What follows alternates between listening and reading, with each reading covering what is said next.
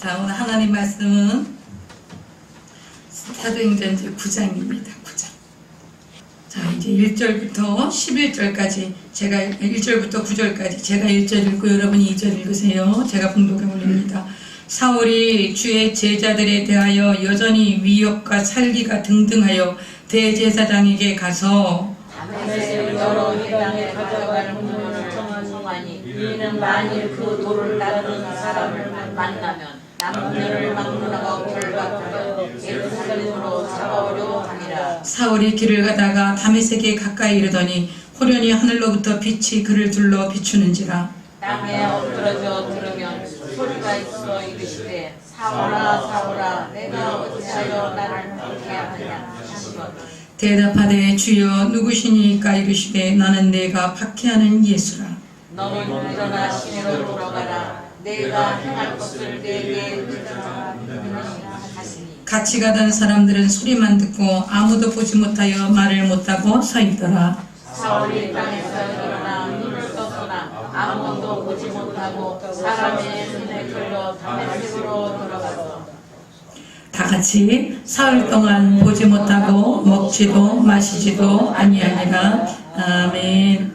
여러분, 교회가 이제 우리가 이제 교회에 대한 역사를 잘 알고 계세요. 오순절날 성령 강림하시고 나서 교회가 세워진 거예요. 그때부터 교회가 세워진 거예요. 오순절날 성령 강림하고 교회가 세워지고 그때 성령이 임하셔서 사도들이 외국 방언으로 막 이야기를 하니까 오순절날 해외에서 예루살렘에 예배드리러 왔던 유대인들이 자기네 나라 말로 복음을 듣기 시작했어요. 그러네 복음이 선포되면서 교회가 막 부흥하고 흥왕되니까 사탄이 가만히 있어요, 안 있어요? 가만히 안 있어요. 여러분 언제나 기억하셔야 될 것은 교회는 사탄에게 완전히 드러난 공격 목표야. 교회는 숨을 수가 없어요. 그렇기 때문에 교회는 사탄이 항상 공격하려고 아주 최후의 그 공격을, 총 공격을 하려고 이렇게 노출되어 있는 표적이야, 교회가. 그러니까 교회가 흥왕하고 부흥되고 그러면은 가만히 놔둬요? 가만히 놔두지 않지요. 그러니까 막 이 기득권 같은 그 유대인의 그 능력 있는 사람들, 권세 있는 사람들 통해서 베드로 사도를 옥에 가두고 뭐 그렇지만 베드로 사도, 요한 사도, 예수님의 12제자가 성령이 충만했기 때문에 조금도 두려워하지 않았어요. 성령 받기 이전의 제자들이 아니야. 여러분, 성령을 받고 나면요, 성령 받고 나면 맨날 보던 하늘이 그 하늘이 아니야. 성령 받으세요. 아멘. 성령 달라고 하나님 앞에 간절히 기도하셔야 돼. 맨날 보던 사람들이 보던 애들이 아니야. 보던 사람들이 아니에요. 내 마음에 미움과 원망과 불평과 막 짜증이 있었는데 어느 날 내가 성령 받고 보니까 이게 딱 감사가 되고 다 하나님 앞에 올려지는 제사가 되고 이게 모든 과정이었고 오히려 이것을 통해서 하나님의 합력과 선을 이루시는 결과가 됐구나, 이렇게 보여지는 거예요. 제자들이 그랬잖아요. 그래서 예수님 부활하셨지만 다 두려워서 숨어 있었어. 그러나 예수님께서 성령 받으라 얘기하셨을 때 성령이 마시니까 나가서 담대하게 복음을 전하고요. 감옥에 들어가도 두려워하지 않으세요? 감옥에 들어가는데도 편안하게 베드로 사도가 잠자고 있었어요. 그 정도로 담대해진 거예요. 그렇게 해서 교회가 막 부흥되는데 사탄이 그냥 안 두죠. 누구를 동원시켰어요? 아나니아와 삽비라라는 부부를 동원해갖고 교회에 거짓말로 헌금하게 만들고 이렇게 해서 거짓이 들어가게 해서 교회를 무너뜨리려고 했지요. 그러나 성령 충만한 사도들이 있으니까 그거 안 통했어요. 그러면 그러고 나서 막 복음이 증거돼서. 근데 그 다음에 또 교회에 위기가 왔죠. 어떤 위기가 왔어요? 히브리파 과부들하고 헬라파 과부들이 있어서, 히브리파 과부는 원래 유대 땅에 살던 과부들이에요. 헬라파 과부들은 해외에서 살다가 어려워서 와서 조국에 와서 노후를 보내려고 왔던 과부들인데 이분들이 교회에서 찬밥이 된 거야. 교회에서 대접 못 받아. 그러니까는 막 불평이 나오고 교회에 또 파벌이 생긴 거예요. 여러분, 교회는 항상 문제가 있습니다. 완벽히 한 교회가 있다고? 없어요. 교회는 죄인들이 모이는 곳이야. 내가 죄인입니다.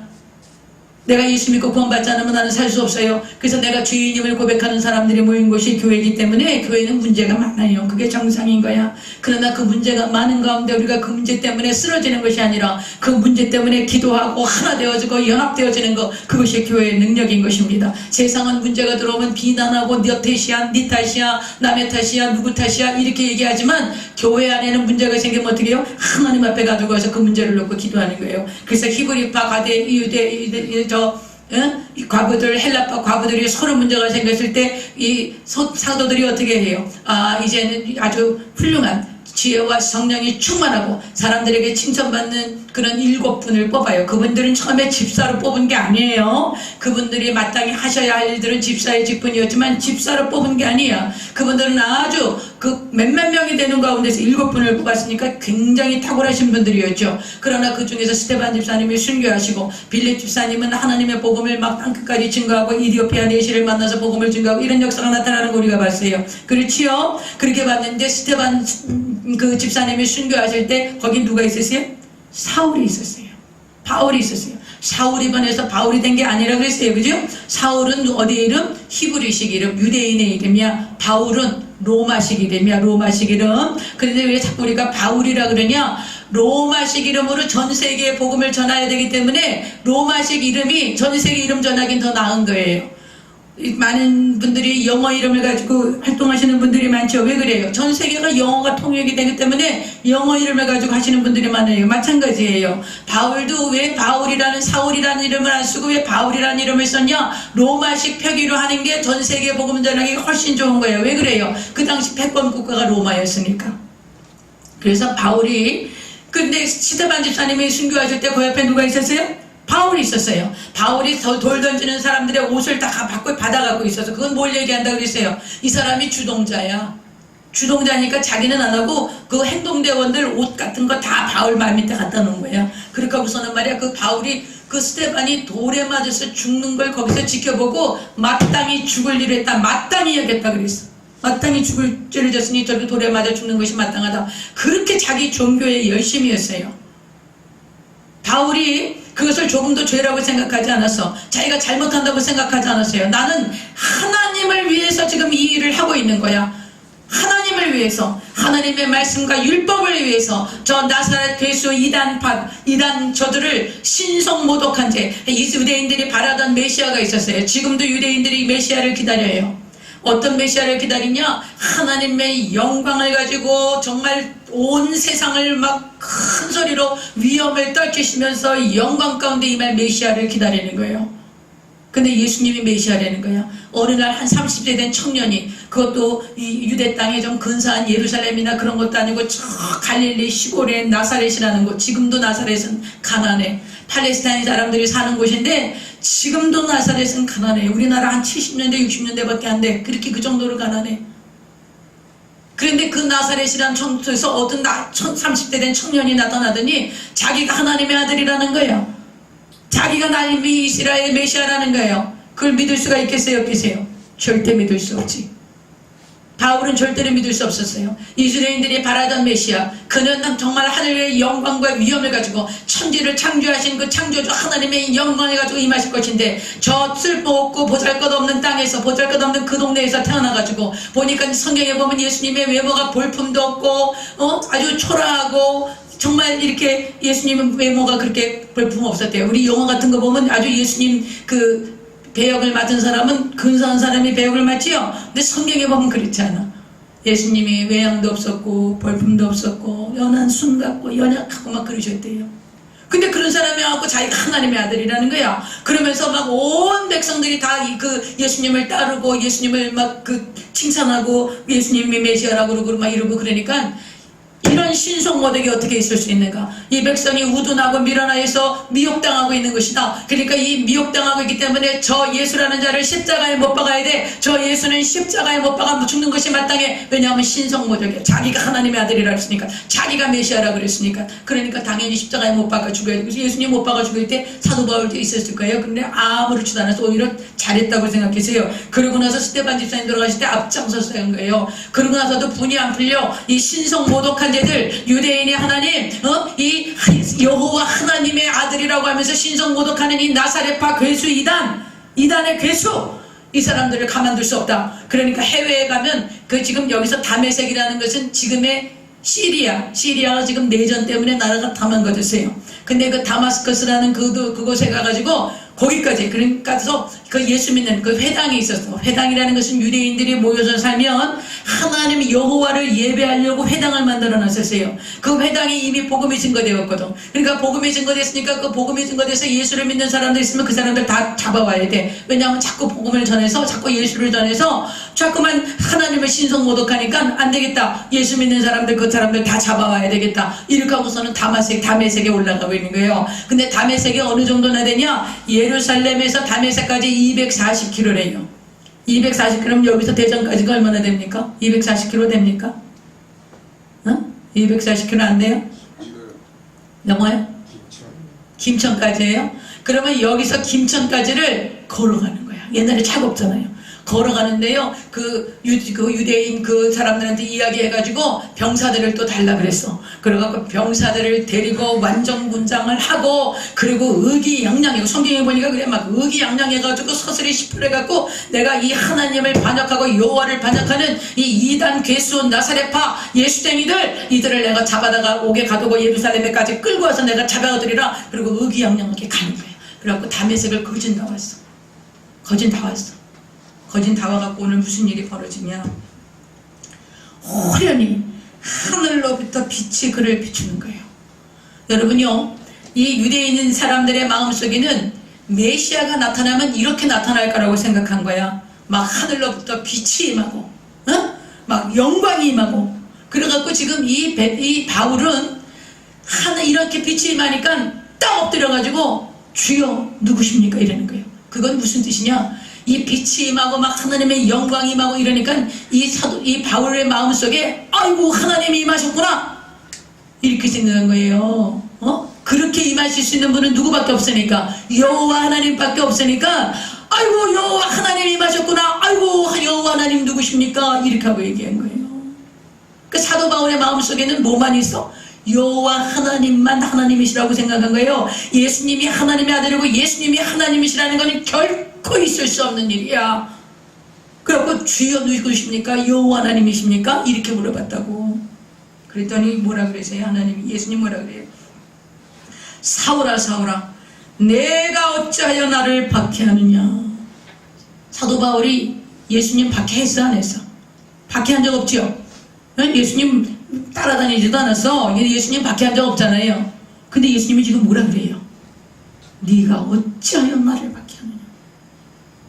여러분이 예수님 때문에 핍박받고 고난받고 조롱받고 그러면 누구 조롱한 거야? 누가 핍박받은 거야? 예수님이 받은 거야. 겁내지 말아요. 여러분 제가 이번 주간에 어디 가서 복음을 전하다가요 아주 마음이 힘든 일이 있었어요. 담대하게 복음을 전했어. 하나님이 살아계시고 창조주시고 하나님 한 번만이 전능하신 하나님이시고 하나님 한 번만 예배 받으셔야 되고 그 하나님께 나아가는 길은 오직 예수 그리스도가. 근데 그런 복음을 전하는데 이분들이 교회를 싫어하는 분들이 아니야. 예수님을 싫어하는 분들이 아니에요. 교회에 관심도 있고 이렇게 교회도 가기도 하고 설교 말씀도 듣고 그러는 분들이에요. 근데 듣기 싫은 거야. 하나님만 섬겨야 된다니까 듣기 싫은 거야. 하나님만 전능하신 하나님이라니까 듣기 싫은 거야. 왜 듣기 싫어요? 하나님도 섬기고 세상도 섬기고 싶은 거야. 세상에서 잘 먹고 잘 살고 그리고 폼잡게 교양 과목으로 교회도 나가고 말씀도 듣고 그렇게 해서 종교도 가지고 있어서 마음의 평안도 없고 세상에서는 잘 먹고 잘 사는 걸로 하자. 바알과 하나님을 여호와를 같이 섬기고 싶어하는 사람들인 거예요.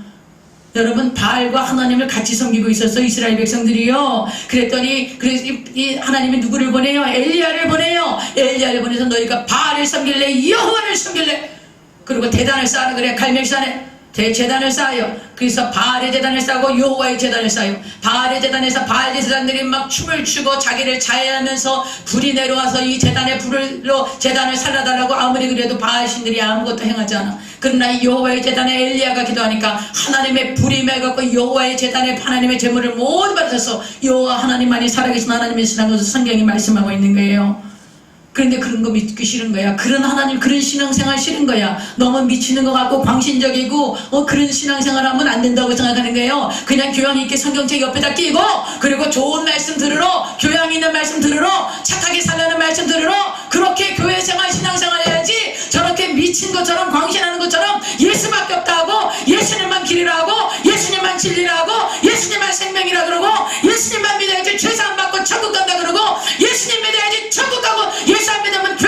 지옥 간다고 하는 그런 거 싫은 거야.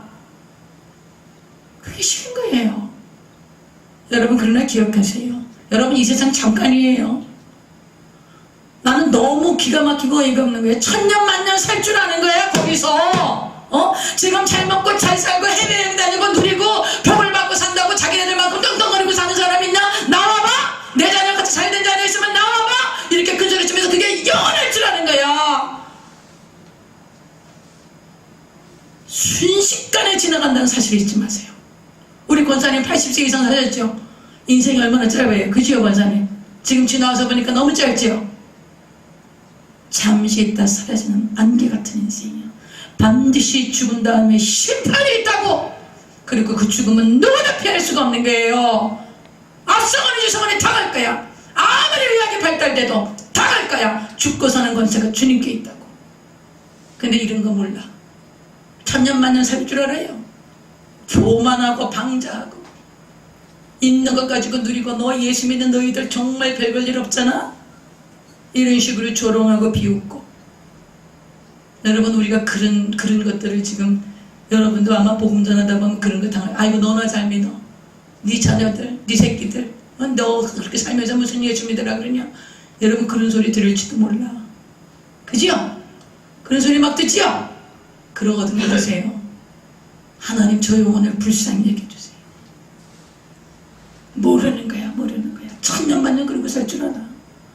기가 막힌 거예요.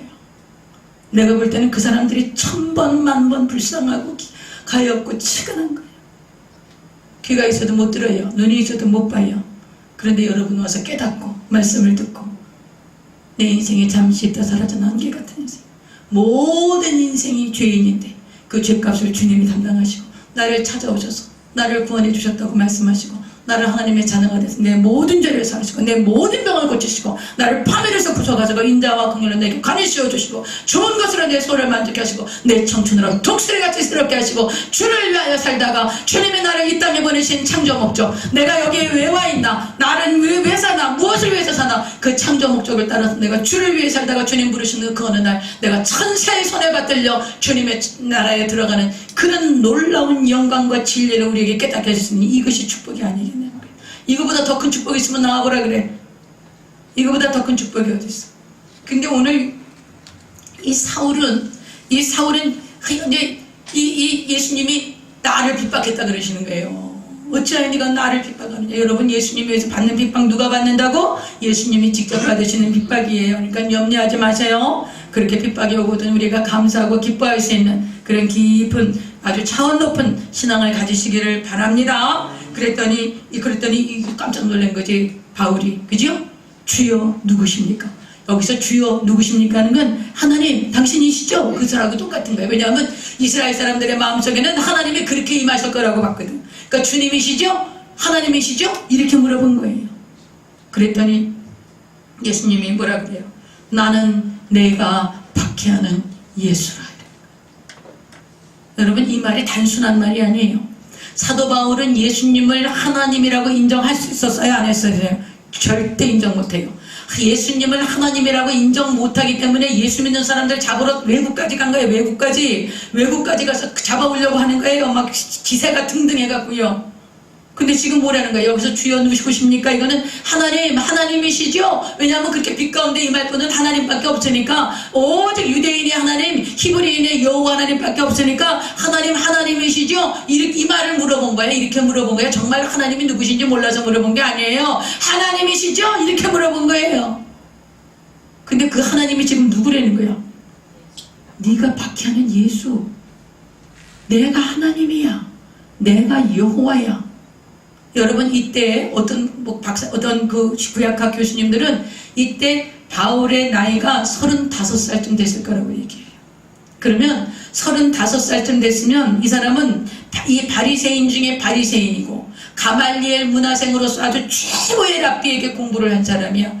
종교적인 열심이라고는 아주 뭐 말도 못해. 정말 여호와 하나님의 율법과 그 여호와 하나님에 대한 열의와 사랑은 대단했던 사람이에요. 그러니까는 그 열정으로 예수님은 하나님의 아들일 수가 없어. 그렇게 추하고 연약하고 더더욱이 저주받은 사람은 나무에 달아 죽이는데, 나무에 달려 죽은 저주받은 저 남자를 어떻게 메시아라고 할 수 있어? 저 남자가 어떻게 하나님이야? 어떻게 하나님의 아들이야? 안 돼! 하나님의 아들이라는 건 모욕하는 거야. 그러니까 그 예수를 믿는 자들은 다 잡아서 죽여야 돼, 이렇게 하고 쫓아가던 중이었는데, 지금 뭐라 그러는 거예요? 내가 하나님이다 이러시는 거예요. 내가 찾는 여호와 하나님, 그 하나님이 바로 나야, 그 얘기를 하신 거예요. 여기서요, 내가 핍박하는 예수다, 그 말이 네가 핍박하는 예수란다, 그 말이 아니에요. 35년 동안 세뇌되었던, 35년 동안 바뀔 수 없었던, 35년 동안 굳어졌던 그 여호와 하나님에 대한 개념이, 여호와 하나님에 대한 신앙이, 그게 누구시라는 거예요? 예수 그리스도라는 것을 깨닫는 순간 사도 바울의 인생이 완전히 무너진 거예요. 완전히 바뀌어진 거예요. 완전히 새롭게 태어난 거예요. 완전히 다시 거듭난 거예요. 이해가 가세요? 이 말이 이해가 가세요? 네가 핍박하는 예수다, 이 말이 이해가 가야 돼. 사도 바울이 35년 동안 굳세게 붙들고 있던 그 믿음의 터, 자기가 믿었던 그 신앙, 그게 뿌리째 완전히 뽑혀나가는 거야. 이제 누가? 예수 그리스도가 메시아야. 예수 그리스도가 하나님이야. 예수 그리스도가 유대인들의 여호와라는 것을 깨닫게 되는 거예요. 그러면서 얼마나 참담했겠어요.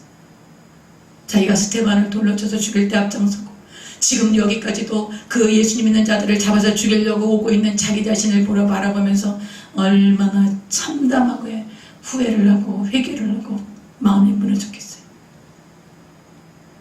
그게 지금 이런 장면이에요. 사랑하신 여러분요, 내 인생에 누구를 만나는가 하는 것은 내 운명을 결정하는 거예요.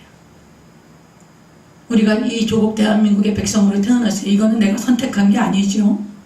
그러나 하나님께서 이 조국 대한민국 백성으로 나를 이 땅에 보내셨어요. 여러분의 부모님이 어떤 부모님을 만나는 거에 따라서 내 인생이 달라져. 그죠? 그것은 내가 선택할 수 있는 상황이 아니었어요. 그리고 여러분이 결혼을 하면서 배우자를 만나게 되고, 그런 선택의 결정마다 하나님이 누구를 만나는 거에 따라서 내 인생은 달라지는 거예요. 내 선택에 따라서 달라지는 거예요. 그래서 내가 인생을 잘 사느냐 못 사느냐, 이런 여러 가지 결과가 내 만남에 따라서 달라져요. 근데 영원을 결정하는 만남이 있어. 영원을 결정하는 만남. 그것이 누구와의 만남이겠어요? 예수를 만나야 되는 거예요. 예수님을 만나야 되는 거예요. 예수님을 안 만나는 것보다 더 비극이 없어. 더 이상 그 사람의 삶이 거기서 정지된 거야. 여러분, 이 땅에서 막 길을 쓰고 아등바등 막 어떻게든지 성공과 돈과 명예와 권력을 향해서 끊임없이 달려가는 사람들을 보면서 여러분 무슨 생각이 들어요? 오늘 밤에 그 생명을 취해가면 그게 누구게 될 거냐? 여러분, 우리가 그렇게 어리석고 미련하게 사는 거야. 그렇게 어리석고 미련하게 사는 거예요. 오늘 바울이 예수님을 만난 거예요. 여러분, 회심이라는 말이 있어. 회심은 돌아선다라는 거예요. 그죠? 여러분, 성경에 수많은 사람들이 회심하고 돌아서요. 오늘 이 가장 위대했던 사람, 가장 위대했던 하나님의 사람, 이 바울의 회심은 인류의 역사를 바꿔놓습니다. 여러분, 한 사람의 회심이 그 가정의 역사를 바꿔요. 한 사람의 회심이 자기 자신의 인생의 역사를 바꾸는 거예요. 여러분, 회심은 예수 그리스도에게로 돌아오는 것은, 예수님을 만나는 것은 우리들의 인생을 바꿉니다. 그것은 영원을 책임져 주시는 거예요. 그러므로 여러분, 이 회심의 문제가 얼마나 중요한지 몰라요.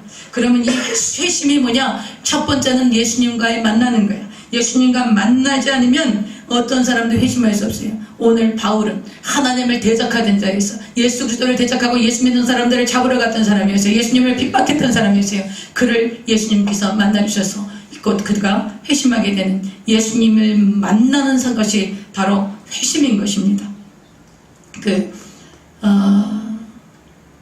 영국 클램팜의 화가요 작가인 샬롯 엘리웃이라는 여인이 있었대요. 근데 이제 20대부터 아주 화가로서 청몽을 받던 그녀가 30대가 돼서 갑작스런 병을 앓게 되는 거예요. 그러면서 매사에 반항하고 불평하고 신을 향해서 막 대적하고 막 이러면서 이제 그런 사람이 돼가고 있었어요. 그녀가 너무 거칠어지고 싸나워지고 불평하고 원망하는 사람이 되니까 그 아버지가 너무 걱정이 되는 거예요. 그래서 이제 목사님 한 분을 초청해 드렸어요. 그 목사님이 말란 목사님이라는 분이었대요. 근데 이제 이분이 무슨 이야기를, 이제 예수님을 만나는 그런 이야기를 꺼내니까 나 같은 사람이 어떻게 예수를 만날 수가 있겠냐. 그래서 이 여자가 아주 포기를 해요. 나는 완전히 이제 끝난 인생이다. 내 병은 고칠 수도 없고 나는 더 이상 뭐 희망이 없는 사람이다. 나는 내 인생 막 가는 대로 살다가 죽겠다. 이렇게 생각하고 완전히 포기를 해버린 거예요. 그랬는데 이분이 어떻게 나 같은 사람이 어떻게 예수 만날 수 있냐 그러면서 이제 딱 포기를 했는데 목사님이 그때 딱 한마디를 했대. 여러분 많은 말들이 구원하는 게 아니라 한마디가 꽂히면 그 사람이 구원을 받아요. 나 같은 사람이 어떻게 예수 믿어요? 내가 이렇게 나는 이제 더 이상 이렇게 살고 싶잖아요. 나는 예수 믿을 자격도 없고 나는 예수 안 믿을 거예요. 그거 막 부인하는데 그 목사님이 뭐라 그러냐? 당신이 있는 모습 그대로 주님 앞에 나오면 됩니다. 착해지려고 할 필요 없어. 거룩해지려고 할 필요 없어.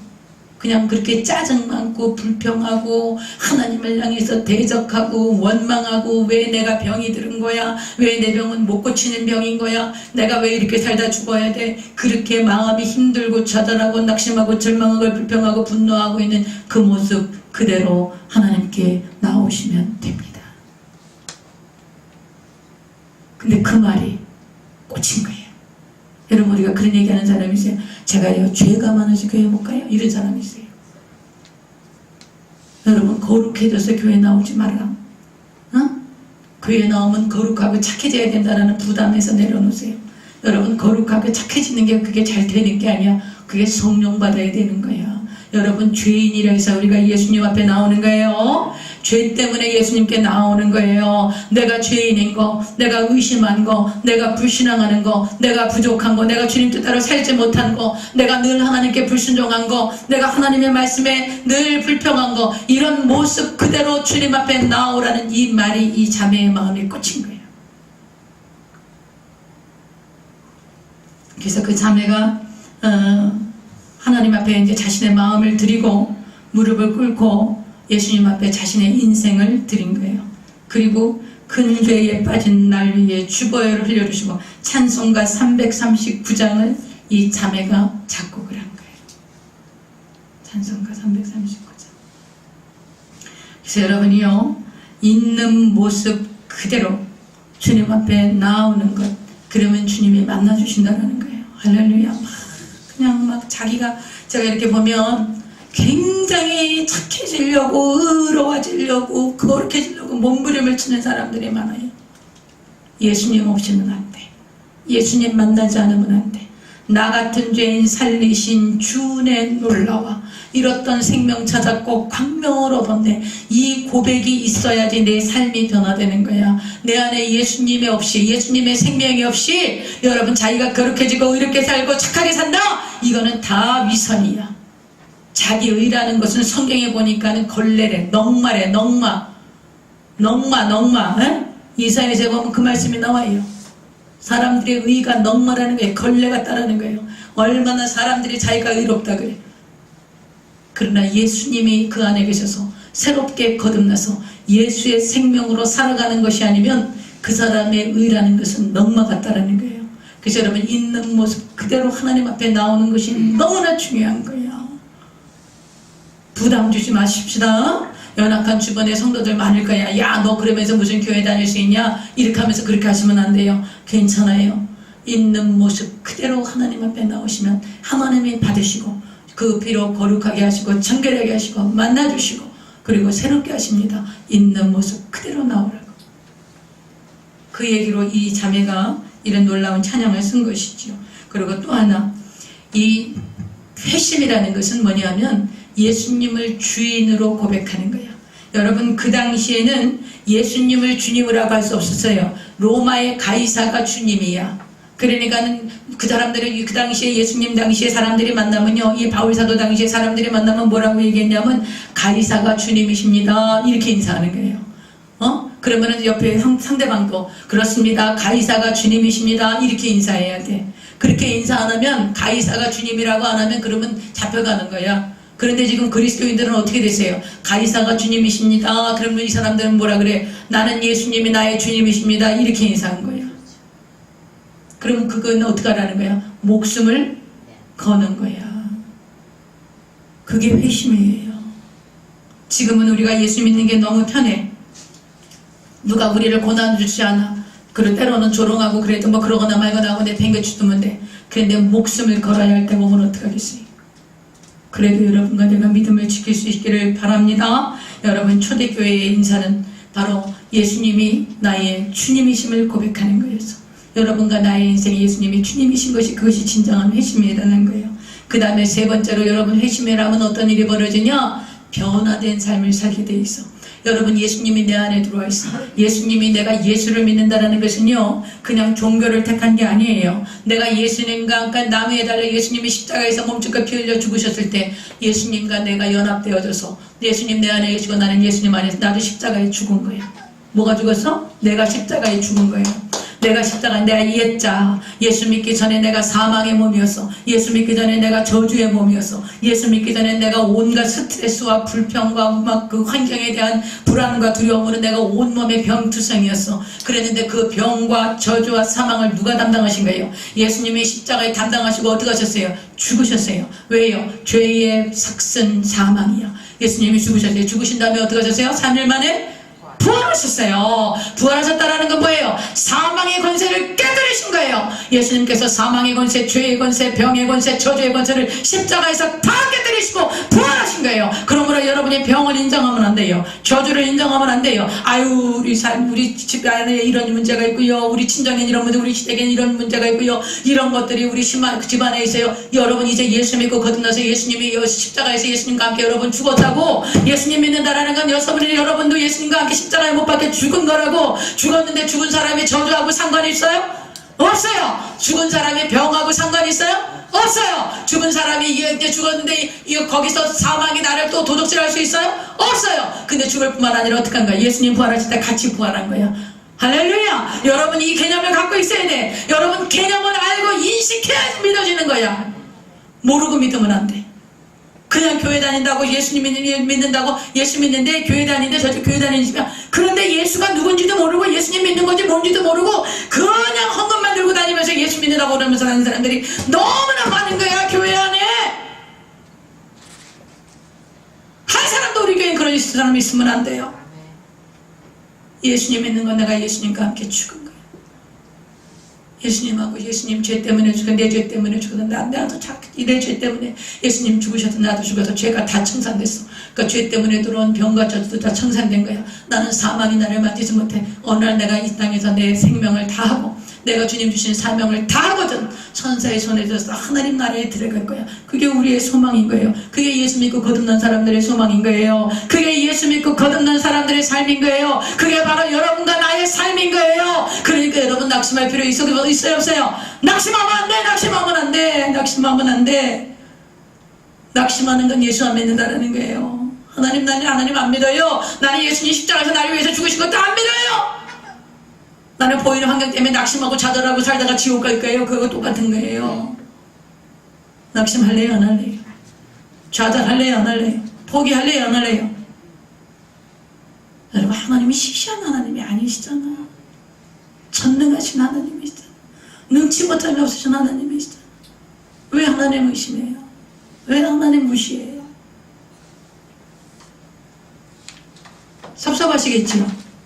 여러분이 여러분 자녀들이 여러분 막 무시해봐. 아이, 우리 엄마 아버지가 무슨 능력이 있어요? 확 무시한다 그래봐. 얼마나 섭섭하겠어요. 근데 능력이 없는데 무시하면, 그래, 그냥 내가 능력이 없어 무시하니까 어쩔 수 없다 이러지만, 내가 뭐든지 다 해줄 수 있어. 내가 뭐든지 다 해줄 수 있는데 나를 막 무시해. 기분 나쁘겠어요? 안 나쁘겠어요? 하나님도 그러시단 말이에요. 여러분, 오늘 우리가 예수님을 믿고 구원받으면 삶이 변화되는 거야. 그러니까 막 착하게 거룩하게 살려고 막 사람들이 막 아이고 착하게 살아야 돼, 거룩하게 살아야 돼, 막 이렇게 살아야 돼, 그런 거 백날 교육해봐야 안 돼요. 우리 인간의 내면에는 죄악의 죄덩어리야. 우리가 생각하는 게 죄고 말하는 게 죄고 꿈꾸는 게 죄고 다 죄덩어리야. 그러면서도 죄덩어리가 조금 착하게 살아봐야 그거 아무 의미 없는 거예요. 그런데 예수님이 들어오셨어.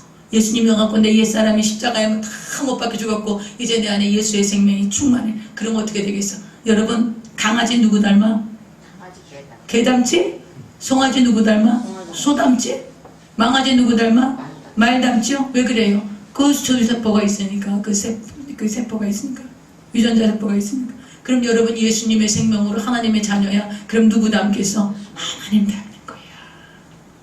그러니까 여러분 신앙생활 바르게 하고 하나님 말씀이 그런가 상고하고 어떻게 하면 아버지를 좀 기쁘시게 해드릴까 생각하고 이러다 보니까 점점 세월이 지나고 신앙생활이 성장하고 이럴 때는 누구 닮는 거예요? 점점점 하나님 닮아가는 거예요. 그래서 옛날에 저 사람 되게 미웠거든. 근데 내가 이제 안 미워. 자꾸만 하나님 닮아가는 거예요. 근데 하나님 안 닮고 자꾸만 자기 세상 닮아가고 세상 따라가고 막 그래. 그러면 어떻게 된 거야? 병든 거야. 병이 들었거나 아니면 예수님 믿고 새롭게 안 태어났거나 아직도 그냥 교회만 왔다리 갔다리 했지 예수님 안 믿는 거거나 예수님 생명이 그 안에 없는 거지. 안 믿으면. 그러니까 안 변하는 거지. 예수님이 생명이 있고 예수님의 유전자가 내 안에 들어있으면 어떡하겠어요? 막 예수님 닮아가는 거지. 그리고 안 닮으면 어떡해? 막 죄송한 거지. 마음이 아픈 거지. 아이고 내가 주님 이렇게 기쁘게 못 해드렸구나. 그런 마음이 아프지. 여러분 죄 짓지 마라. 아이고 하나님이 다 용서해 주시는데 뭐 죄 지면 어때? 천만의 말씀. 용서해 주시지만 벌을 면제하지 않아요. 기억하세요. 벌이 있다니까. 여러분 여러분의 자녀가 잘못했어. 데려다가 야단쳐. 야단치는데 그래 내가 용서해 줄게. 그러고 용서해 주고 그 애가 다음번에 그 죄 또 지을까 안 지을까? 짓지요. 근데 따끔하게 회초리를 때려보세요. 다시 그 죄 안 짓습니다. 용서하지만 벌을 면제하지 않으셨어요. 벌이 있다고. 그래서 다시 그 죄를 반복하지 않게 만드시는 거예요. 죄를 우습게 여기면 안 돼요. 죄 짓지 마세요. 어떻게든지 죄를 안 지으려고 여러분 주님 앞에 깨어 있어야 돼. 자기 마음을 지키고 주님 앞에 죄 짓지 않으려고 그렇게 깨어 있어야 돼요. 그래서 여러분 회심한 사람들은 바로 이렇게 변화된 삶을 살게 되는 거예요. 그래서 우리가 고린도후서 지난번에 얘기해서 내가 그리스도 안에 있으면 모든 사람이 새로운 피조물 이전 것은 지나갔으니 보라 새 것이 되었도다. 그 말씀할 때 왜 바울이 그런 고백을 했냐? 고린도후서 5장 14절에 보면 이런 말씀이 있다고 그러죠. 그리스도의 사랑이 우리를 강권하시는도다. 우리가 생각하거든 한 사람이 모든 사람을 대신하여 죽었은즉 모든 사람이 죽은 것이라. 그가 모든 사람을 대신하여 죽으시면 살아있는 자들로 하여금 다시는 그들 자신을 위하여 살지 않고 오직 그들을 대신하여 죽었다가 다시 살아나신 이를 위하여 살게 하려 함이라. 그러므로 우리가 이제부터는 어떤 사람도 그 육체대로 알지 아니하나니 그가 아니하노라. 비록 우리가 그리스도도 육신을 따라 알았으나 이제부터는 그같이 알지 아니하노라. 그런즉 누구든지 그리스도 안에 있으면 새로운 피조물이라. 이전 것은 지나갔으니 보라 새 것이 되었도다. 그래서 예수님 안에서 새 것이 된 사람은 이제는 누구를 위해서 살아? 예수님 위해서 사는 거야. 예수님 위해서. 그러니까 삶이 변화되는 거예요. 이제는 내가 먹어도 주를 위하여 잠을 자도 주를 위하여 내가 사나 죽으나 주의 것이로다. 내가 주를 위해서 살다가 주를 위하여 죽으리라. 그렇게 해서 삶이 완전히 변화되는 거야. 예수님 그게 회심인 거야. 그게 예수 믿는 거예요. 그게 바울의 삶에 나타난 거예요. 그래서 사도 바울은요 이렇게 예수님을 만나고 나서 즉시 나가서 복음을 전한 거예요. 이렇게 이렇게 며칠 있다가 그런 거 없어. 막 그 예수님을 구체적으로 만났어요. 내가 핍박하던 예수, 그가 여호와 하나님이셨던 거예요. 그것을 깨닫자마자 35년 동안 살아왔던 그 모든 인생의 뿌리가 바뀐 거야. 누구로? 자기가 섬겼던 그 여호와 하나님이 바로 예수 그리스도라는 걸 알고 그 여호와 하나님을 섬기던 그 열심으로 예수 그리스도의 복음을 전하기 시작했던 거예요. 그래서 그 즉시 나가서 예수는 그리스도라 이렇게 복음을 전하니까 그 유대인 회당, 다메섹에 유대인 회당들이 많이 있었어. 그 유대인 회당에 있던 유대인들이 아니 저가 예수를 핍박하던 자들을 잡으러 왔던 자 아니야? 근데 지금 저가 예수가 구주세주라고 예수가 메시아라고 전하고 있네? 그러면서 그 다메섹에 있던 유대인들이 이 바울을 죽이려고 바울을 죽이려고 공격하고 있었어요. 그랬을 때 사도 바울이 그 다메섹에서 이 제자들이 광주리에다가 다메섹 성에서 광주리에다가 이 바울을 담아서 성 밖으로 내보내요. 그리고 어디로 갔느냐? 아라비아 반도로 간 거예요. 우리 신학생들 젊은 분들은 알아두세요. 바로 도망가가지고 보면은 예루살렘에 뚝 나타나서 성경에 보면요, 예루살렘에 나타난 게 아니라 그때 다메섹에서 도망을 나와가지고 어디로 가서? 아라비아로 가서 3년 동안 거기서 하나님과 독대하면서 제자 훈련을 받은 거야. 예수님께. 여러분, 사도 바울은 예수님 만난 적이 있어? 없어? 없어. 예수님께 제자 훈련 받았어? 못 받았어? 못 받았어. 12제자는 예수님하고 3년 반 따라다니면서 제자 훈련 받았죠? 근데 사도 바울은 그렇잖아. 그러니까 사도 바울이 다메섹에서 회심한 후에 어디로 갔냐? 아라비아로 갔대. 이게 갈라디아서에 나오는 얘기예요. 아라비아 반도로 가가지고 3년 동안 예수님께 1대1로 아주 가정교사로 예수님이 친히 나타나셔서 1대1로 사도 바울을 훈련하시고 제자 교육을 하신 거예요. 그 다음에 예루살렘에 오는 거예요. 예루살렘에 3년 있다가 왔는데 그 예루살렘에 누가 계셨냐? 바나바가 계셨어요. 바나바 아시죠? 바나바 목사님이 계셨어. 그런데 이 예루살렘에 보니까 예루살렘의 사도들이 바울을 인정해요, 안 해요?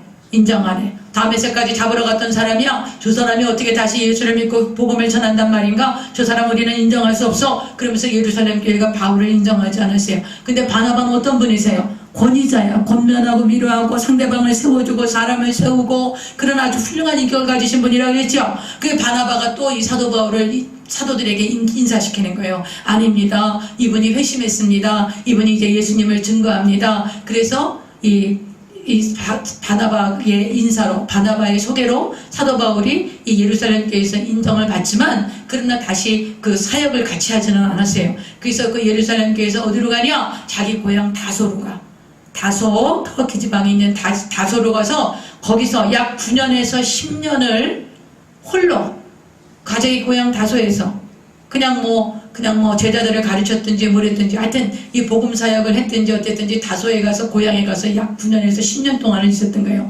그러니까 회심하고 나서 몇 년 동안? 약 13년에서 14년 동안 이런 사역을 했어요, 안 했어요? 안 했어요. 그 다음에 다소에 있던 이 사도 바울을 누가 찾아가요? 바나바가 또 찾아가요.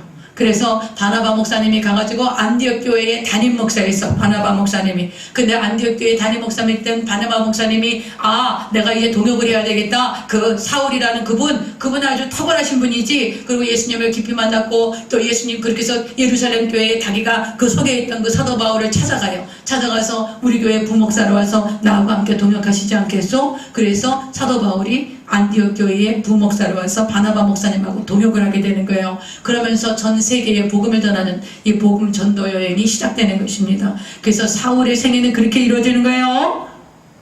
이해가 가셨을 줄로 믿습니다. 그 내용을 한번 성경을 통해서 확인해 드릴게요. 자, 9장에 보시면 우리가 이제 9절까지 읽었어요. 그래서 사흘 동안 그 빛이 반해가지고서는 앞도 못 보고 물도 안 마고 금식했어. 그리고 나서 하나님께서 아나니아라고 하는 선지자를 보내요. 그래서 사도 바울에게 안수해주고 눈을 뜨게 해. 그래서 그 아나니아라는 선지자가 기도하고 눈을 뜨고 그리고 다시 먹고 세례를 받고 그 다음에 20절 보시면 9장 20절 보세요. 즉시로 각 회당에서 예수가 하나님의 아들이심을 전파했대요. 미적미적거렸어요? 즉시로 했어요? 즉시로. 여러분, 사도 바울이 얼마나 예수님을 핍박했어요. 왜 그래요? 하나님이라 그러니까, 자기가 하나님의 아들이라 그러니까, 거룩하신 여호와 하나님의 아들이라 그러니까 예수님 핍박한 거예요. 그런데 내가 핍박하는 예수야. 주여 누구시냐고? 내가 너희 하나님이야.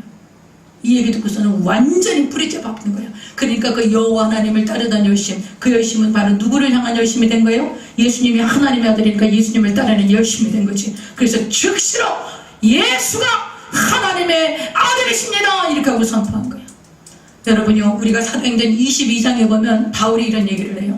내가 다메섹 도상에서 예수님을 만났습니다. 만났는데 예수님이 뭐라고 하신다면 내가 이 주여 누구십니까? 내가 너가 핍박하는 예수다 그러실 때 내가 자기가 물어봤대요. 내가 무엇을 하오리까? 뭘 했다고? 내가 무엇을 하오리까? 그걸 물어봤대. 사도행전 22장에 보면 그 말씀이 나와요. 무엇을 하오리까? 그 말씀이 왔다는 거예요. 그런데 지금 사도 바울이 뭐라고 있는 거예요? 즉시로 예수님이 하나님의 아들이심을 전파하니까 이 다메섹에 사는 유대인들이 다메섹의 이 타오를 죽이려고 한 거예요. 그래서 어떡하냐? 23절 보세요. 여러 날이 지나면 유대인들이 사울 죽이기를 공모하더니 그 계교가 사울에게 알려지니라. 그들이 그를 죽이려고 밤낮으로 성문까지 지키거늘 그의 제자들이 밤에 사울을 강주리에 담아 성벽에서 달아내리니라. 성벽에서 달아내려갖고 어디로 갔다고? 어디로 갔다고? 아라비아로 간 거예요. 이때 간 거야. 이때 갈라디아에서 나오는 아라비아에 가서 내가 14년 있다고 하지 않았냐? 그게 이때 간 거야. 이때 가서 3년 동안 있다가 그러면 26절에 사울이 예루살렘에 나타났죠. 아라비아에서 예루살렘으로 나타난 거야. 나타났더니 사람들이 제자들을 사귀고자 하지만 다 두려워하지요. 그의 제자됨을 못 믿는 거야. 예수님이 제자된 거 믿을 수 없어. 그랬더니 누가 나타났다고? 바나바 목사님이 사도들에게 가서 그가 길에서 어떻게 주를 보았는지 주께서 그에게 말씀하신 거, 담에서 그가 어떻게 예수의 이름으로 담대히 증거하였는지 그것을 다 사도들에게 얘기하니까 이해가 됐겠지요. 이해가 됐는데 그때 사울이 제자들과 함께 있어서 예루살렘에 출입하고 또 주 예수의 이름으로 담대히 말하고 헬라파 유대인들과 함께 말하며 변론하니 그 사람들이 죽이려고 하는 거예요. 사울이 왜 죽이려고 그래? 사탄이 사울을 왜 죽이려고 그래? 여러분, 사탄은 미리 알고 있는 거예요. 사울이 등장하면 이제 사탄의 진이 막 박살이 나는 거야. 그러니까 어떻게든지 사탄을, 이 바울을 죽여야 돼. 그러니까 제일 처음에 다메섹에서 유대인들 통해서 죽이려고 그러고 이제 예루살렘에서 복음을 전하니까 수많은 유대인들 통해서 바울을 죽이려고 그래요. 하나님의 그 복음 능력이 바울에게 있는 것을 사탄이 먼저 하는 거예요. 여러분, 그 사탄이 여러분과 나를 공격할 때는 어떻게 생각하면 돼? 아, 사탄이 나를 알아보는구나. 그렇게 생각하시면 돼요. 아셨어요? 사탄이 나를 알아보고 공격하는 거예요. 그래서 이 죽이려고 이렇게 하니까 형제들이 그것을 알고 가이사랴로 내려가서 그리고 다소로 보낸 거예요. 고향 다소로 간 거예요. 여기서 고향에서 약 9년에서 10년 동안 일반 사역을 하지 않았어요. 성경에 나타나는 사역을 하지 않았어요. 그러나 나중에 이 바나바 목사님이 가서 부목사로 초청해 오고 그래서 바나바 목사님하고 안디옥교에서 사역을 하시면서 1차, 2차, 3차 전도여행을 다녀서 나중에 또 온 유럽을 복음화하고 온 세계에 복음을 전하는 사역자로 하나님 앞에 기름 부음 받아 쓰임받게 되는 것입니다. 그것이 바로 오늘 하나님이 이 사도행전 이 회심을 통해서 나타나는 이야기가 되는 거예요. 여러분, 우리가 하나만 이 말을 듣고 말씀 마치겠습니다. 그 아도니람 저드슨이라고 하시는 그 선교사님이 계세요. 미국에서 목사의 아들로 태어났어요. 그런데 목사의 아들에게서 신앙이 좋지는 않죠. 여러분, 모태신앙이 더 위험합니다. 모태신앙이 아주 정말 모태신앙이야. 뭐 이것도 못해요, 저것도 못해요. 그리고 또 머릿속으로 들은 건 있어가지고 다 안 돼. 근데 난 이것도 못하고 저것도 못하고 맨날 그 소리만 해. 모태신앙이 그게 아주 위험한 신앙이야. 여러분, 모태신앙인 이 목사님이 계셨어요. 그러나 뿌리는 있지요. 그래서 이제 아주 명문대학에 다니셨는데 4년 대학을 올반을 해갖고 3학년에 졸업을 하게 됐어요. 근데 이제 졸업여행을 갔는데 그날 밤에 옆방에 있던 어디 형제가 죽었다는 거야. 근데 그 형제가 누구냐 하니까 이 아도니람 저드슨을 무신론자로 만든 형제예요. 그 자기가 아버지가 목사의 아들로 태어나서 쭉 교회를 다니고 이랬지만 신앙에 많은 회의가 있었거든. 그런데 그 회의를 막 부추겨갖고 신이 어딨냐, 신은 죽었다 막 이러면서 자기를 무신론자로 만들어서 그렇게 주님을 떠나게 했던 그 형제가 그날 밤 그 자리에서 죽은 거예요. 그리고 이것을 보자 이 목사님이 아주 그냥 너무 충격을 받고, 그리고 정말 인생이 무엇인가, 인생의 실존은 무엇인가, 여러분 그걸 좀 깊이 고민해 보세요. 여러분, 이정은 교수인가? 그 사람, 이정은 교수인가? 이제 유튜브 방송에 많이 돌아다니는 그 이정은 교수인가? 그분이 있더라고요. 울산대학 그 철학과 교수인데, 이분 간증을 들어보니까 초등학교 때부터 갈등을 했대. 왜 사는지. 초등학교 때부터 도대체 나는 왜 사나? 왜 공부를 해야 되나? 그래갖고서는 막 갈등을 했다는 거예요. 그래갖고 고등학교 때 불교에 귀화를 했대. 자기 어머니가 막 울고불고 난리를 했었대요. 근데 불교에 가서 귀의를 해가지고서는 머리 감고 절에 들어갔는데, 이것도 아니더라는 거지. 그러나 이미 그랬는데, 이 기독교가 아주 괘씸하더라는 거야. 이 기독교가 아주 나라를 망쳐먹는 것 같더라는 거야. 그래서 이 기독교를 없애려고, 이 기독교를 없애는 그런 단체를 만들고 이것을 법률로 만들려고 그랬대요, 이 사람이요. 근데 하나님이 이 사람을 만진 거예요. 그래가지고 이 사람을 변화시켜줬어요. 근데 하여튼 이분이 얘기를 들으니까 정말 인간이 왜 사는지, 나는 어디에서 와서 왜 살면 어디로 가는가, 이게 뭔가 사는 게, 그걸 막 초등학교 때부터 고민을 했다는 거야. 여러분 기억하세요. 이렇게 인생에 대한 그런 아주 이 심각한 고민을 하는 사람들은 반드시 예수님을 만나게 돼 있어. 답이 없어, 답이 없어. 세상에 답이 없기 때문에 예수님만 답이야. 그러니까 반드시 예수님 만나요. 그러나 그러거나 말거나 그냥 한평생 살다가 가는 거지. 그렇게 하고 그냥 룰루랄라 하고 그냥 남은 살다 이렇게 마음에 불안과 두려움이 아이고 그냥 어디 가서 영화 한 편 보고 어디 가서 좋은 일 한번 하면 그 스트레스 날리면 되지. 이렇게 사는 사람은 예수님 못 만나. 근데 이게 정말 내가 보람있게 살고 의미있게 사는 의미를 찾고 인생의 의미를 찾고 인생의 뜻을 알고 진리를 찾는 사람들은 반드시 예수님, 제 생각에는요, 석가모니가 예수님 이후에 태어났다면 반드시 예수를 참 믿는 예수님의 제자가 됐을 거라고 합니다. 얼마나 고민을 많이 했어요. 그 인도의 왕자를 태어나갖고 모든 것을 누리는데도 인생이 허무한 거야. 근데 그 당시에 예수님이 계셨어, 안 계셨어? 복음이 전해졌어, 안 전해졌어요? 안 전해졌으니까 히말라야 산속에 들어가서 야 인생이 뭐냐 막 그랬는데 뭐야? 그 불교에서 말하는 게 뭐예요? 없을 무자예요. 없을 무, 허무. 아무것도 없는 거야. 예수님 없으니까 아무것도 없는 게 맞는 거지. 그다음 만약에 예수님이 이후에 태어났다면 그 석가모니는 어떻게 됐을까? 반드시 예수를 믿었을 거야. 바울보다 더 훌륭한 제자가 됐을 거예요. 여러분 인생의 의미를 찾고 인생의 뜻을 찾는 사람, 진리를 찾는 반드시 예수님을 만나게 돼요.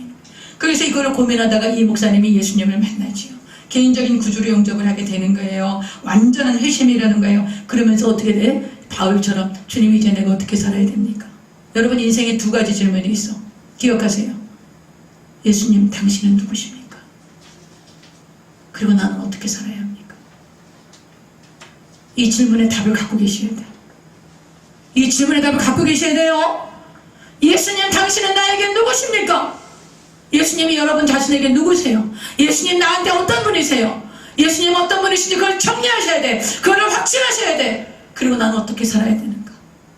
지금도 내가 먹고 마시고 그냥 세상을 따라서 사는 것이 합당한 것인가? 주님 나는 어떻게? 이게 바울의 고백이었어요. 이게 바울의 질문이었어요. 예수님 만나고 나서 호련히 빛이 비추었을 때 주여 누구십니까? 나는 내가 핍박하는 예수라. 그리고 이 사도행전 22장에 보면 주님 내가 어떻게 살아야 됩니까? 그렇게 고백한 거예요. 이제는 나를 위해서 죽으신 예수 그들을 위해서 살아야 되겠다고 고백한 거예요. 여러분 오늘 바울의 회심을 통해서 우리가 두 가지 기억하십시다. 주님 당신은 누구십니까? 여러분 누구세요? 여러분 예수님이 누구신지 적어봐. 예수님 하나님의 아들이세요. 나의 주님이세요. 나를 위해서 십자가에 몸을 찢고 피를 흘려 죽으셨어요. 내 모든 죄를 사시고 내 모든 병을 고치셨어요. 나를 파멸해서 그래서 예수님이 누구신지를 적어보세요. 그 믿음의 고백을 한번 적어보세요. 그리고 주님 나는 이제부터 어떻게 살아야 돼요? 어떻게 살길 원하세요? 내가 무엇을 할까요? 그럼 나와요. 어떻게 살아야 되는지. 이것이 회심한 자의 반응인 거예요. 이것이 회심인 거예요. 이게 없으면 회심이 된 게 아니에요. 할렐루야. 제가 오늘 주보에 폴 워셔 목사님이라고 순회 전도자가 있어요. 이분은 교회를 짓고 이렇게 목회하시는 분이 아니라 전 세계를 다니시면서 순회 전도를 하시는 분이에요. 아주 이 청교도적인 그런 믿음을 가진 분인데 이분이 이 폴 워셔 목사님이 진정한 회심에 대한 8가지 이야기를 말씀하셨어요. 이거 회심이라는 책이 있어요. 이분이 나중에 여러분이 기회가 되시면 이 책 한번 사보시기 바랍니다. 그래서 첫 번째, 진정한 회심은 생각이 변화되는 거예요. 진정한 회심은 죄를 슬퍼하는 거예요. 죄를 짓고도 아무렇지도 않아. 아이고 인간이니까 뭐 그럴 수도 있지. 그런 사람은 회심한 사람이 아니야. 진정한 회심은 죄를 인정하고 고백하는 거예요. 진정한 회심은 죄에서 돌이켜요. 진정한 회심은 자기의 의와 행위를 부정하는 거예요. 나는 의롭지 않아. 내 행위는 올바르지 않아. 예수님 없이 나는 아무것도 아니야. 이렇게 죄를 고백해. 진정한 회심은 하나님께로 돌아오는 거예요. 제가 늘 말씀드리죠. 이 돌아온 탕자가 그 돼지 우리간에서 그 돼지가 먹는 주업 열매를 먹으면서 아이고 내가 아버지 집에 가면 이렇게 살지 않아도 되는데 그러고 맨날 생각만 하고 있었어. 아이고 내가 교회 가면 예수님 잘 믿어야 되는데 그 생각만 하고 있었어. 그렇게 하면 돌아와. 이렇게 회심이 된 거예요? 아니에요? 아니에요. 어떻게 해야 돼? 결단하고 돌아와야 돼. 돌아와야 회심한 거예요. 돌아오라고 성경이 계속 말씀하시는 건 돌아오라는 거예요. 그리고 진정하게 하나님 앞에 회심했으면 복종해요. 예수님만이 나의 주님이심을 고백하고 복종하죠. 그리고 회심은, 진정한 회심은 이 마음이 변화되고 회심된 게 날마다 깊어져 가는 거예요. 이게 회심한 거예요. 여러분과 내가 정말 회심했나?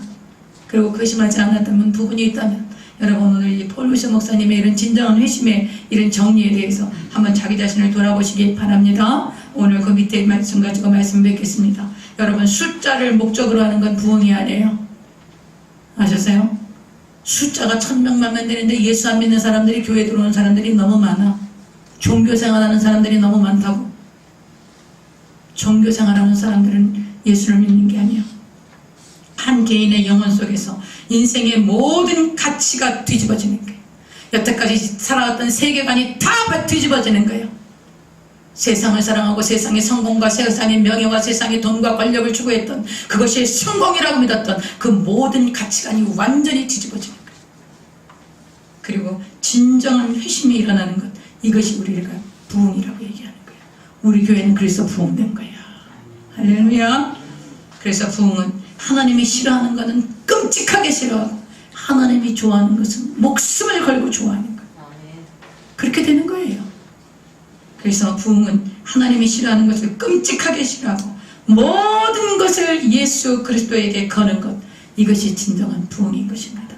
우리 시대에 한국福音함의 부흥이 우리 교회 가운데 임하고, 여러분의 진정한 회심자로서 거룩한 영향력을 세상에 흘려보내고, 그리고 수많은 사람들에게 이 회심의 역사를 드러내는 하나님의 자녀들을 세워주시기를 간절히 축원합니다. 기도하시겠습니다.